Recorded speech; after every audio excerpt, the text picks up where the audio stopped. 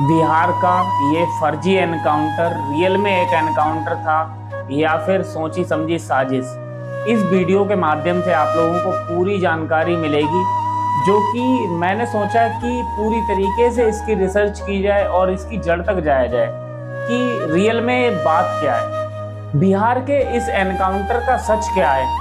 उसकी जड़ तक मैंने जाने की पूरी कोशिश करी और मुझे पता लगा कि इस एनकाउंटर के पीछे बहुत कुछ ऐसे अनसुलझे पहलू हैं जिन्हें सुलझाना बहुत जरूरी है।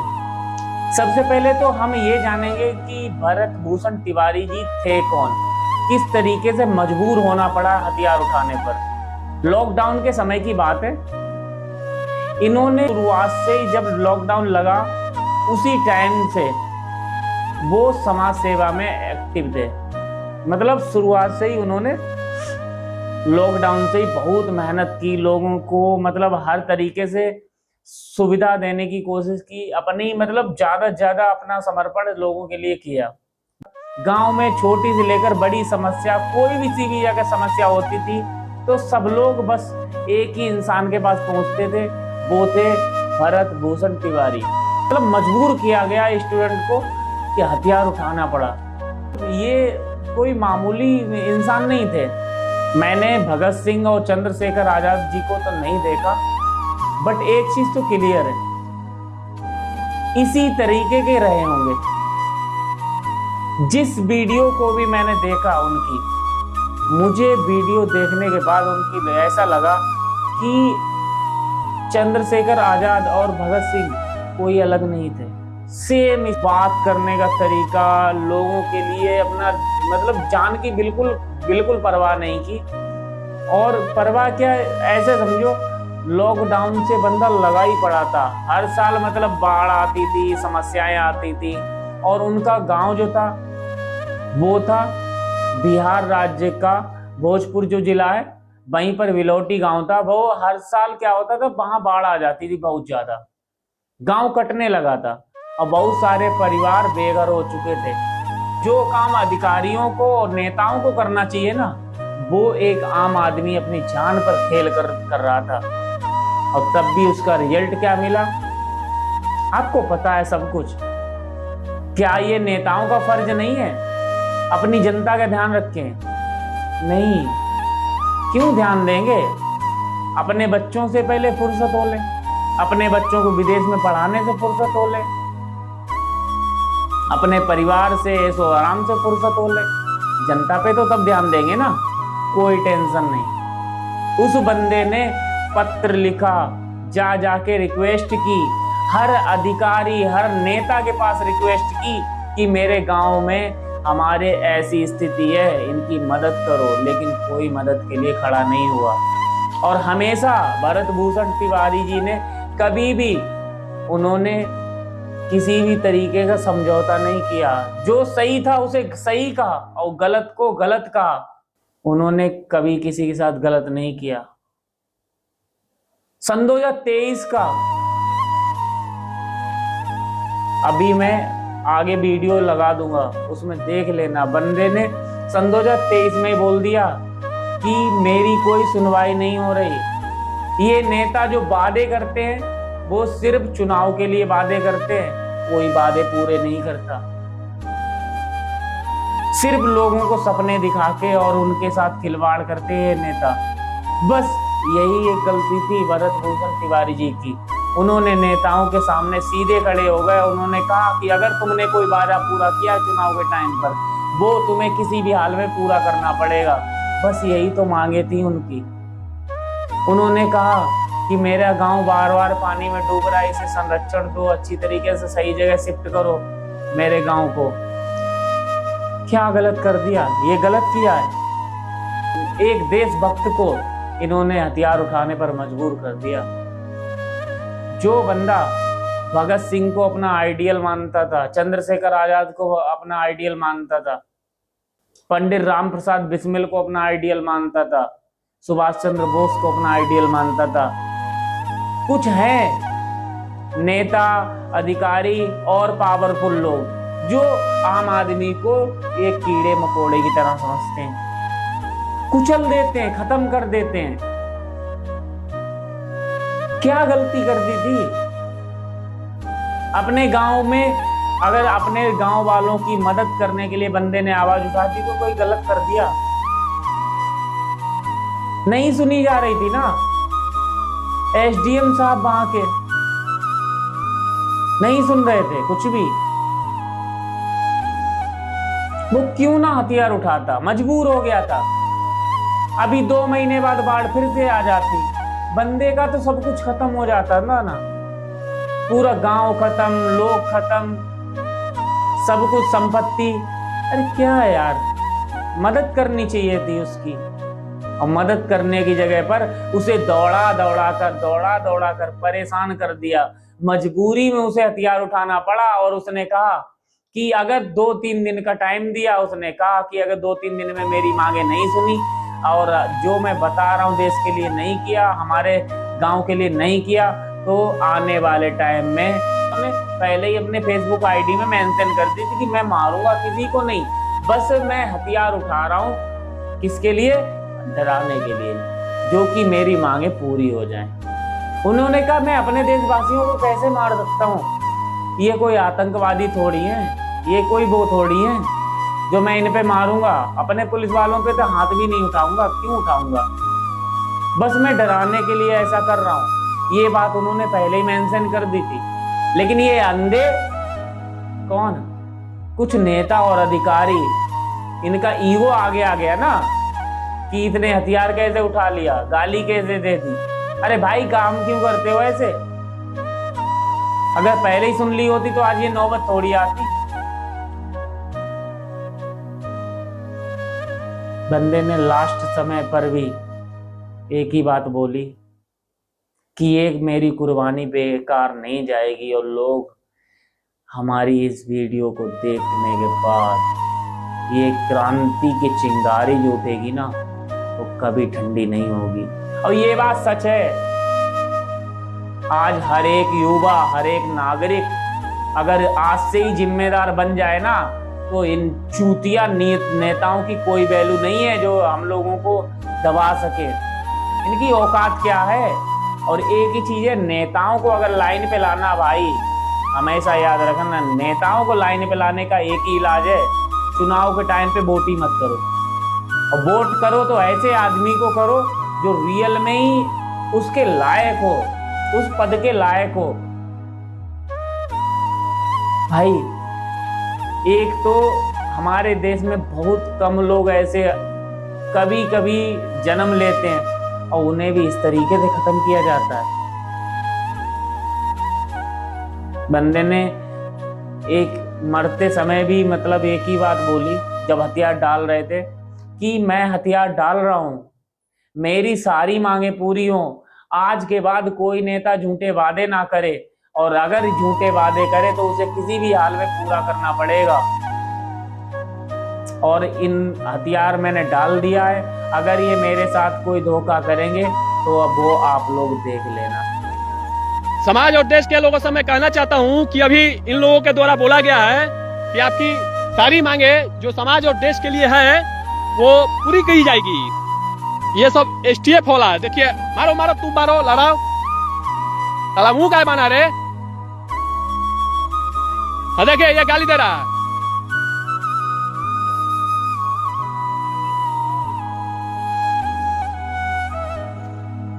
ये मैं है। हाँ, अरे यहाँ यहाँ इधर तो नहीं, यहाँ सीने पे मारो मारो, साला यही रास्ता है सब। ये सब भी जान रहा है कि अच्छा कार्य कर रहे हैं, लेकिन थोड़ा लाइन दूसरा है।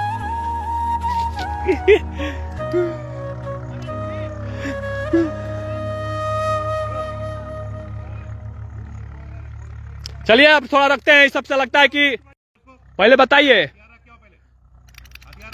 अभी नहीं होगा, पहले सुन लीजिए आप भी फिर से। आप बोले ना कि बताओ, देखिए क्या मांग है। अब नहीं सुनेंगे ही, अब क्या सुनेंगे? मांग पूरी होवे नहीं करेगा, किसी के बसे में नहीं है।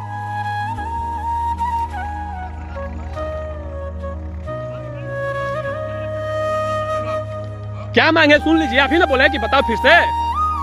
मेरा यही मांग है इस समाज में और ये पूरे देश में आज के बाद कोई भी नेता, मंत्री, विधायक, कोई भी अधिकारी समाज के साथ खिलवाड़ नहीं करेगा, झूठा वादा नहीं करेगा। अगर करेगा तो उसे किसी भी हाल में पूरा करना पड़ेगा, और नहीं करेगा तो मेरे जैसे लोगों को हथियार उठाना पड़ेगा।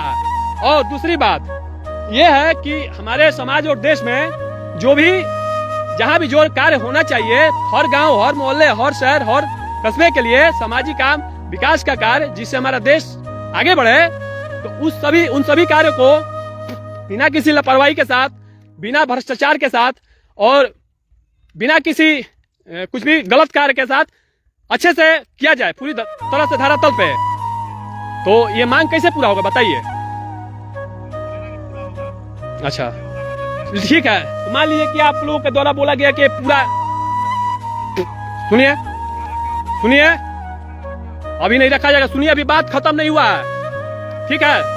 अगर इन लोग बोल रहा है कि मांगे पूरी की जाएंगी, आपके बात को लिखित रूप में या मौखिक रूप में ऊपर पहुंचाई जाएगी, तो इसमें क्या समस्या है? तो फिर शस्त्र डालने में मेरा कोई समस्या नहीं। जब मांगे मेरी जो पूरी होगी तो शस्त्र डाल दिया जाएगा, इसमें कोई समस्या नहीं है। और अगर इसके बाद इन लोगों ने कुछ छल किया या झूठ मूठ का कुछ ऐसा भी कुछ भी किया, तो समाज और देश के लोग, आप समझना इसके बाद कि ऐसे लोगों का क्या इलाज करना है। के साथ मांगे पूरी होने का संभावना अब दिख रहा है, और समाज में और देश में बदलाव आने का भी संभावना दिख रहा है यहीं से। तो चलिए, हथियार रख दिया जाता है, लीजिए, भरोसा कीजिए। फालतू बोलेगा रे, क्या रख रहे साला, तब फेंक दे,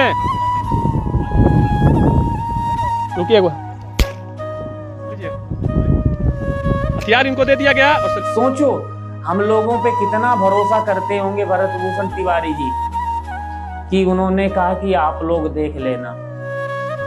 उन्हें पता था कि मेरी कुर्बानी तो निश्चित है, और ये बात अभी से नहीं बोली उन्होंने। सन 2023 की मैंने उनकी पोस्ट देखी, उसमें लिखा सीधे सीधे था कि मैं हर तरीके से थक चुका हूँ, पत्र लिख लिख के थक चुका हूँ, अधिकारियों के पास दौड़ दौड़ के थक चुका हूँ, मुझे लास्ट में युद्ध का आरंभ करना पड़ेगा। और उन्होंने कहा मैं जितना हो सकेगा युद्ध को टालूंगा, यानी कि हथियार उठाना ज्यादा वो टालेंगे, नहीं उठाएंगे। लेकिन उन्होंने, मजबूरी हो गई, इन पुलिस वालों ने और इन नेताओं ने मजबूर कर दिया एक इंसान को हथियार उठाने पर। और सरेंडर करने के बाद फिर किस तरीके से कायर आदमियों ने इन्होंने गोली चला दी। ईगो आ गया ना सामने, कि मेरे सामने हथियार उठाया कैसे, कितनों का एनकाउंटर करोगे तुम, क्या औकात है तुम्हारी? हाँ, सभी नेताओं से बोल रहा हूं जो करप्ट हैं, ईमानदार नेताओं को नहीं चैलेंज कर रहा हूं, और ईमानदार तो बहुत कम है भाई, स्पष्ट बोल रहा हूं, 100 में से एक आध, नहीं तो सारे करप्ट हैं। और ऐसे ही अधिकारी भी हैं, और जिन्होंने, भाई रियल बता रहा हूं ना, वक्त सबका आता है, और मैं भी आने वाले टाइम में मेरे हाथ में अगर कंट्रोल आया ना, और इन्हें सजा अगर नहीं मिली हुई उस टाइम पे हुई, तो भाई भरत भूषण तिवारी जी का बदला नहीं कही जाएगा। कोई न कोई तो युवा लेगा उनका बदला, अगर सजा उन्हें नहीं हुई तो, भले चाहे उसमें चाहे कोई नेता इन्वॉल्व हो या कोई पुलिस वाला, छोड़ा नहीं जाएगा। उससे भी बदतर मौत दी जाएगी उसे, जो इसमें इन्वॉल्व होगा। जिसे जो करना कर ले। किस किस को खत्म करोगे, किस किस का एनकाउंटर करोगे? अब लाखों करोड़ों भरत भूषण तिवारी तैयार हो चुके हैं, मसल के फेंक देंगे तुम जैसे करप्ट नेताओं को और अधिकारियों को। समझते क्या हो अपने आप को? एक निहत्थे आदमी पे गोली चला दी, चूड़ियां पहन लो सालों तुम। और फिर अभी कुछ और परतें भी खुल रही हैं। पहले 3 गोलियां मारी पैर में, जब कुछ नहीं हुआ बंदे ने फिर भी कहा, अपने गांव वालों की तरफ मुस्कुराया और कहा कि मेरी कुर्बानी बेकार नहीं जाएगी। मुस्कुराते हुए अपने गांव वालों से कहा। अब ये चीज बर्दाश्त नहीं हुई पुलिस वालों से। गाड़ी के अंदर हो सकता है उन्होंने एक आध बातें भी बोल दी हो, क्योंकि उनका जुनून ही अलग था। हो सकता है बोल दिया हो कि तुम नामर्द हो, ऐसा वैसा। तो उनके रियल बता रहा हूं ना, कमर के उस जगह पर गोली मारी जहां पर सारी प्राइवेट नसें होती हैं। भाई जिसकी भी हरकत हुई ना, ये मैं नहीं छोड़ने वाला, कोई भी हो। अभी नहीं 10 साल में कंट्रोल सबके पास आ पहुंचता है कभी न कभी, चाहे कितनी भी हाई रैंक का हो, घंटा फर्क नहीं पड़ता है। क्योंकि सच्चाई के लिए एक महाभारत होना बहुत जरूरी है। इन विधर्मियों के लिए एक महाभारत होना बहुत जरूरी है। अगर इन्हें खत्म नहीं किया गया ना, तो बहुत सारी इंसानियत कुचल के फेंक दी जाएगी। अब वो चीज नहीं चाहिए। मैं तो ये सोच रहा हूं, जो एक आध सही नेता हैं, हो सकता है उनके द्वारा भरत भूषण तिवारी जी को शहीद का दर्जा मिले और उन्हें वो सम्मान मिले जो हमारे क्रांतिकारियों को मिला है हमेशा से, और वो इसके पात्र भी हैं। और मैं उन्हें हमेशा ऐसे ही मानूंगा। भाई मैं तो उन्हें आदर्श मानता हूं। अब भाई उस बंदे के बनाए हुए रास्ते पर ही चलेंगे, घंटा फर्क नहीं पड़ता है क्या होगा क्या नहीं होगा। सच्चाई और अच्छाई के लिए अगर हथियार उठाना पड़े तो कोई दिक्कत नहीं है। कि यही चीज भगवान कृष्ण ने भी कहा है कि अगर अधर्म हद से ज्यादा बढ़ जाए तो फिर हथियार उठाना ही हमारी लास्ट नीति होनी चाहिए। महाभारत को भगवान कृष्ण ने कितना टाला, कितने टालने की कोशिश की। जब उन्होंने विधर्मियों ने नहीं माने, कौरव नहीं माने, तो उन्होंने ऐलान कर दिया महाभारत का।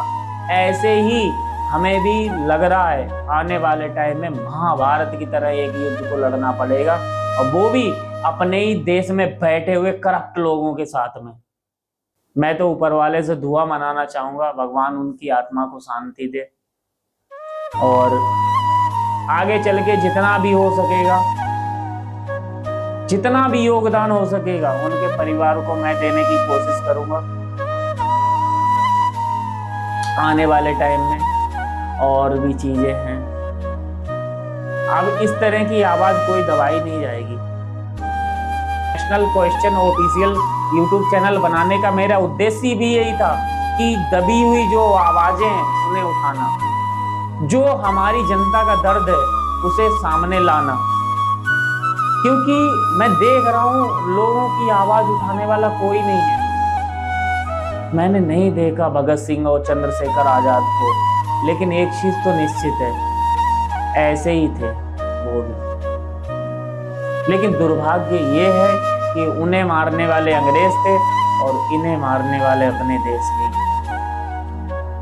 ये दुर्भाग्य की बात। ये क्या अपने बच्चों को मुंह दिखाएंगे जिन्होंने एक नियत्ते क्रांतिकारी पे हाथ उठा दिया। खून खौल उठता है। मैंने उस बंदे की एक एक वीडियो जब देखी ना, नहीं कंट्रोल हुआ गुस्सा। लेकिन मैंने सोचा पहले इनके बारे में जानना चाहिए कि ये किस लेवल के हमारे क्रांतिकारी हैं। भाई रियल बता रहा हूँ, दिल में जगह बनी है, वो कभी उनकी कोई नहीं ले पाएगा। भाई रियल में उस बंदे ने जो किया है ना हमारे तुम्हारे लिए, कोई नहीं करता यार। शादी नहीं की, परिवार छोड़ दिया, घर पे ध्यान नहीं दिया। घर का मतलब देखा जाए ना सिर्फ ईंटों का बना है, गेट भी नहीं है घर पे। सोचो जिसके घर पे गेट तक ना हो वो बंदा घर की टेंशन नहीं कर रहा, वो टेंशन कर रहा उस समाज, उस जनता की और उस परेशान लोगों की, उन गरीब लोगों की जिनकी कोई मदद नहीं कर रहा। अब ये फर्ज किसका है? अब सोचो, बंदे के पास कोई पद नहीं था, तब इतनी सेवा कर रहा था। मैं ये सोचता हूँ आने वाले टाइम में वो क्या करते यार। काश उनके पास अगर कोई पावर होती, काश उनके पास कोई पद होता तो किस लेवल का काम करते। लेकिन क्या कहूं, इन भ्रष्टाचारियों ने पता नहीं क्या सोच के रखा है।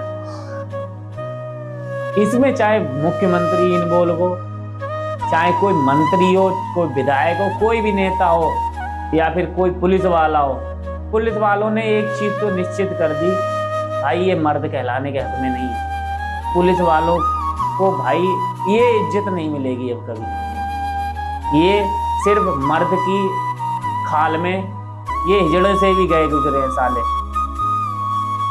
जिन्होंने हाथ उठाया नियत्ते बंदे पर, और वो भी उस पर जिसका कोई क्राइम रिकॉर्ड नहीं। हमेशा बंदे ने देश सेवा की। जब वैक्सीन का एक्सपेरिमेंट हो रहा था ना कि किसकी बॉडी पर एक्सपेरिमेंट करें, बंदे ने पत्र लिखा प्रधानमंत्री के लिए, कहा कि मैं अपना शरीर देने के लिए तत्पर हूं। और ये वाली वीडियो भी देख लेना। आज मैं आप सभी लोगों से अपनी अंतिम इच्छा प्रकट करने आया। मैं ये कार्य, मेरी जो ये अंतिम इच्छा है, मैं बहुत दिनों से ये करना चाहता था। मैं आगे भी करता, लेकिन लगता है कि मुझे ये कार्य अब कर देना चाहिए, बता देना चाहिए लोगों को। मेरे इस त्याग बलिदान के बाद मेरे इस शरीर को दान कर दिया जाए। इस पर सबसे प्राथमिकता हमारी देश की सेना, हमारे आन बान शान भारतीय सेना, इंडियन आर्मी को दान कर दिया जाए। तीसरे स्थान पर पब्लिक को, उसमें भी जो गरीब लोग हैं, असहाय है, मजबूर है,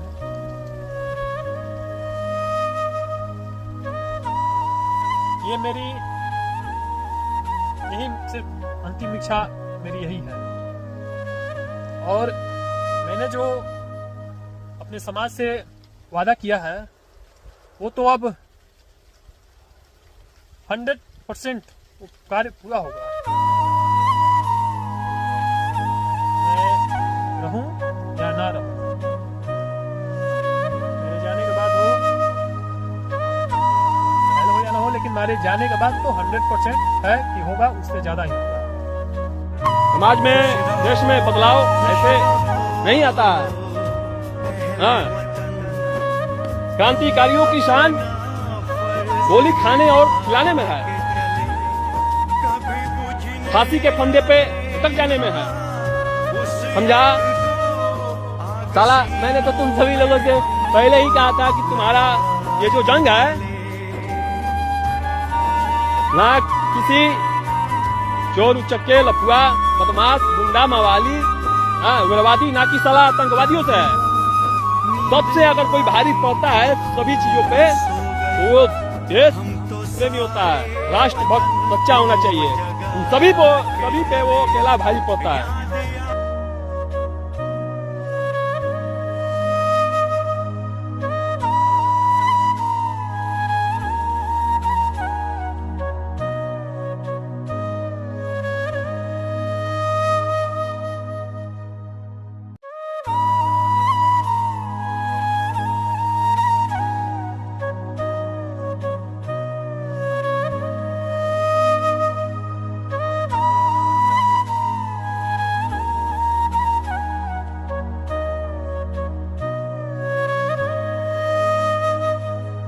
बंदे ने मरने से पहले एक ही बात बोली कि मेरी ये कुर्बानी बेकार नहीं जाएगी, तो जानी भी नहीं चाहिए। भाई बंदे का दिल से रिस्पेक्ट निकलती है यार। साला जिंदगी तो इसी तरह की जीनी, नहीं तो मरना बढ़िया। अब नहीं जीनी 50-60 साल की जिंदगी यार, कम उम्र पे जाओ, लेकिन कुछ ऐसा करके जाओ जो कि लोग मरने के बाद याद करें। दोस्तों, ये हमारे भरत भूषण तिवारी जी अब इस दुनिया में तो नहीं है, बट एक चीज है, हमेशा वो सबके दिलों में अमर रहेंगे। और वो एक शहीद और क्रांतिकारी हैं जो भगत सिंह, चंद्रशेखर आजाद, मंगल पांडे, पंडित राम प्रसाद बिस्मिल, वही दर्जा उन्हें भी मिला है और रियल में दिल से दिया है सबने। तो उनको मैं साक्षात नमन करता हूँ। यही कहूँगा, भगवान उनकी आत्मा को शांति दे और वो हमेशा इस दुनिया में रहें और हम लोगों को रास्ता दिखाएं।